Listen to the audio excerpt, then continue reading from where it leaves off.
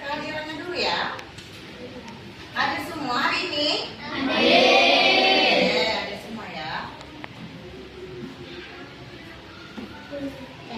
Kita lanjutkan pembelajaran bahasa Indonesia minggu lalu ya. Hari ini kita belajar teks pidato.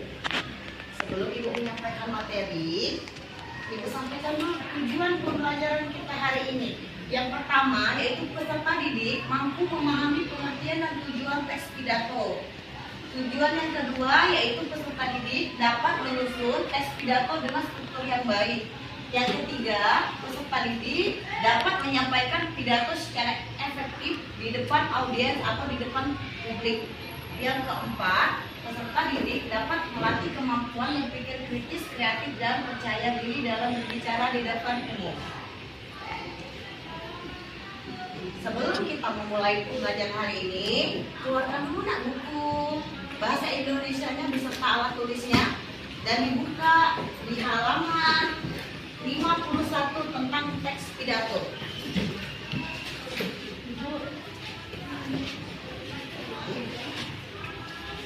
Sudah dibuka? Silakan Ibu beri waktu membaca 5 menit terlebih dahulu, baru Ibu jelaskan.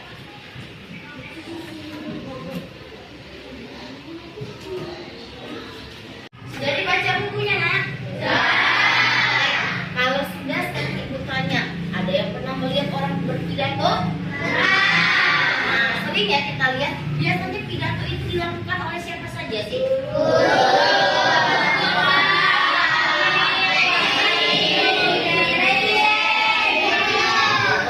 Ya benar ya. Pidato itu merupakan bentuk komunikasi atau berbicara di depan umum yang bertujuan untuk menyampaikan gagasan, pesan, atau informasi kepada halayak ramai atau kepada audiens. Biasanya yang melakukan pidato itu kalau di sekolah bisa guru pada saat upacara seni, bisa kepala sekolah, bisa bupati kalau upacara hari kemerdekaan, atau gubernur, atau presiden. Jadi pidato itu biasanya dilakukan oleh seorang pemimpin. Ya. Kemudian tujuan pidato itu sendiri untuk apa sih? Jadi tujuannya ada 4 ya. Bisa kalian lihat di layar smartboard-nya. Yang pertama, untuk memberikan informasi. Sudah jelas ya, berpidato untuk menyampaikan informasi. Yang kedua, untuk memberi motivasi. Untuk memberi motivasi, misalnya pada saat pidato tentang perjuangan pahlawan, nah, supaya kita termotivasi. Yang kemudian yang ketiga, untuk menyampaikan pendapat. Yang terakhir yaitu untuk memberikan hiburan. Jadi inilah tujuan pidatonya ya. Boleh sambil dicatat nak ya, kalau menurut kalian yang penting boleh dicatat. Oke.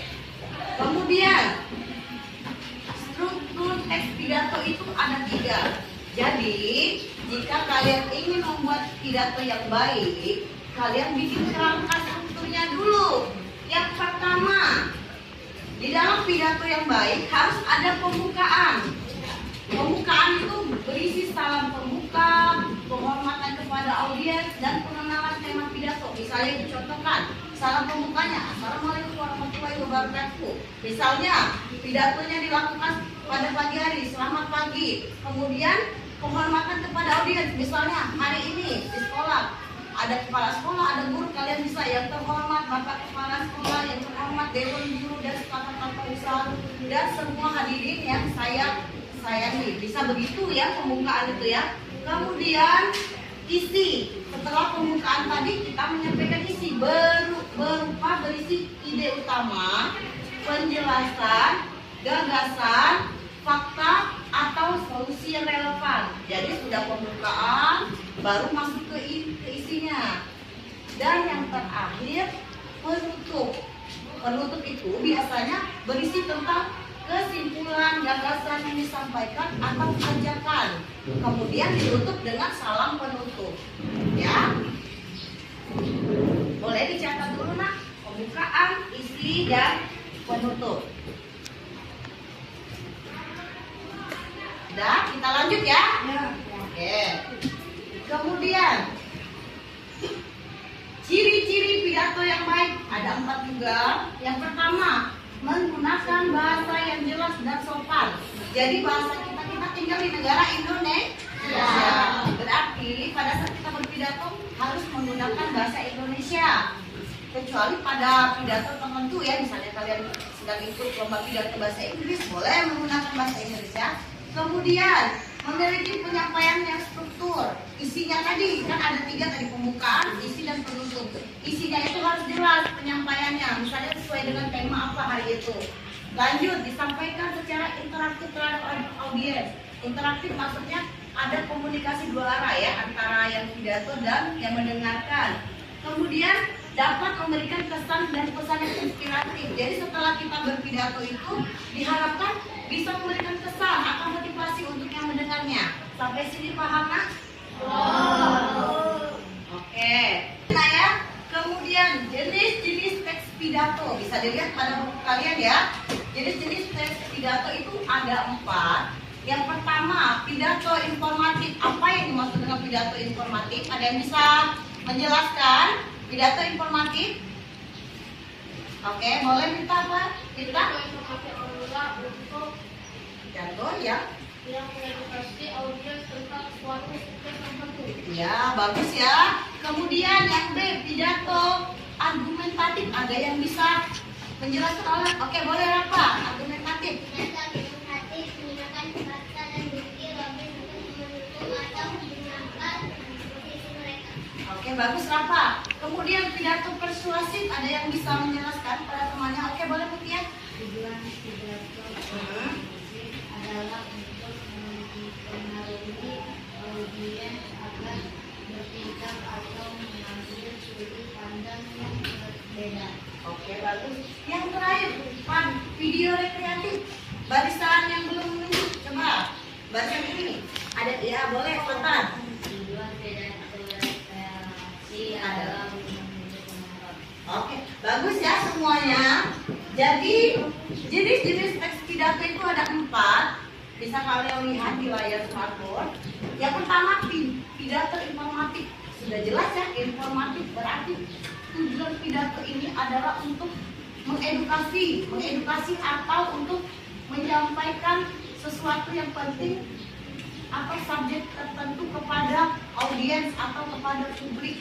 Yang kedua yaitu pidato argumentatif, merupakan pidato yang menyampaikan suatu fakta atau bukti logis atau argumen yang mendukung atau menyangkal posisi tertentu. Kemudian pidato persuasif, contohnya artinya yaitu pidato yang mempengaruhi audiens agar bertindak atau memenuhi sudut pandang yang berbeda.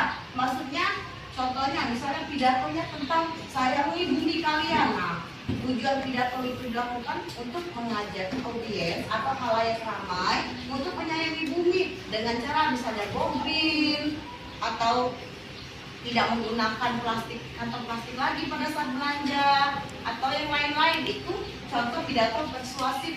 Jadi mengajak atau mempengaruhi audiens dalam hal yang baik ya. Kemudian pidato rekreatif. Pidato ini tujuannya untuk menghibur penonton. Jadi dari keempat pidato itu sudah jelas nak? Sudah jelas? Kita lanjut ya. Terakhir, tips menyusun pidato. Sebelum kita menyusun pidato, kita sudah tahu kerangkanya apa saja. Ada pembukaan, isi, dan penutup. Ini tipsnya. Yang pertama, pilih topik yang menarik minat audiens. Nah, pertama kalian menentukan topik atau judulnya dulu. Misalnya kalian itu mau pidato tentang hari apa? Misalnya hari Kartini atau tentang hari kemerdekaan, berarti temanya disesuaikan dengan hari itu. Atau tentang misalnya ingin mengajak teman-teman menjaga lingkungan, berarti pidatonya disesuaikan dengan topiknya. Kemudian selidiki subjek yang dipilih secara mendalam. Maksudnya adalah mencari informasi yang lebih dalam tentang topik yang kita ambil. Misalnya kita mau mengambil topik tadi hari Kartini, berarti kita cari tahu tentang Ibu Kartini lebih dalam supaya bisa kita jabarkan menjadi isi pidatonya. Yang terakhir, ciptakan struktur pidato yang koheren dan mudah dipahami. Ya tadi yang ada pembukaan, isi, dan penutupnya tadi.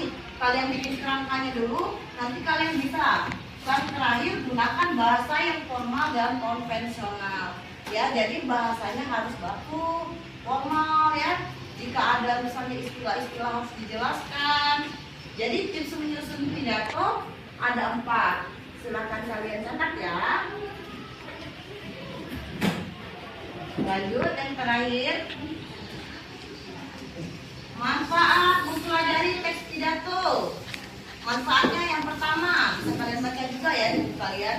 Meningkatkan kemampuan berbicara di depan umum. Nah, jika kalian sudah terbiasa berpidato, kalian tidak grogi atau tidak malu-malu lagi nanti berbicara di depan umum karena kita sudah terlatih berbicara. Kemudian yang kedua, memperkuat kemampuan berpikir analitis dan kritis. Karena kan sebelum kita berpidato, kita membuat pidatonya dulu kan, sehingga bisa mampu memperkuat kemampuan kita berpikir secara kritis. Yang ketiga, kita menjadi lebih mahir dalam menyusun frasa yang ditulis dengan baik. Kalau kita sudah terbiasa membuat pidato, kita bisa menyusun kalimat dengan baik. Karena kan kita buat kerangkanya dulu tadi kan. Yang keempat, meningkatkan kapasitas Anda untuk meyakinkan orang. Nah, kalau kita sudah pandai berpidato, kita sudah mahir, kita percaya diri, orang-orang yang mendengarnya pun akan percaya dengan kita. Seperti pidato ajakan persuasif tadi kan. Kalau kita penyampaian sudah tegas, lugas, dan baik, orang-orang pasti akan terpengaruh dengan pidato kita. Kemudian yang terakhir, memperluas pemahaman Anda tentang berbagai mata pelajaran. Sampai sini ada yang mau ditanyakan atau tidak jelas, nak? Ada yang mau ditanyakan? Ada yang mau ditanyakan? Tidak? Jelas? Paham? Oke, kalau paham, silakan kalian kerjakan latihan di buku tulisnya halaman 53 nomor 1 sampai 5. Ya, silakan kalian kerjakan di buku tulis bahasa Indonesianya nomor 1 sampai 5. Kerjakan tugasnya, nak? Oke, nanti boleh dikumpul di meja ibu ya, sudah pelajaran bahasa Indonesia. Untuk mengakhiri pelajaran kita hari ini, ada yang bisa menyimpulkan pembelajaran kita hari ini, nak? Oke, boleh apa? Pidato adalah kegiatan berbicara di depan banyak orang, dilakukan oleh pemimpin atau pejabat. Oke, bagus. Ada yang bisa menambahkan atau melengkapi kesimpulan yang dilakukan oleh Rafa? Oke, mulai Rifki.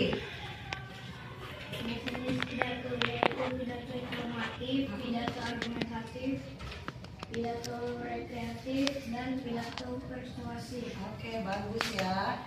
Jadi pidato itu merupakan berbicara di depan umum yang dilakukan oleh pejabat atau seorang pemimpin. Jenis-jenisnya ada 4. Yang pertama itu pidato informatif, kemudian pidato argumentatif, pidato persuasif, dan pidato rekreatif. Sampai di sini ada yang mau ditanyakan? Sudah jelas? Sudah. Oke. Demikianlah pembelajaran kita hari ini. Tugasnya bisa nanti dikumpul ya, nak ya. Ibu akhiri pembelajaran kita hari ini. Wassalamualaikum warahmatullahi wabarakatuh.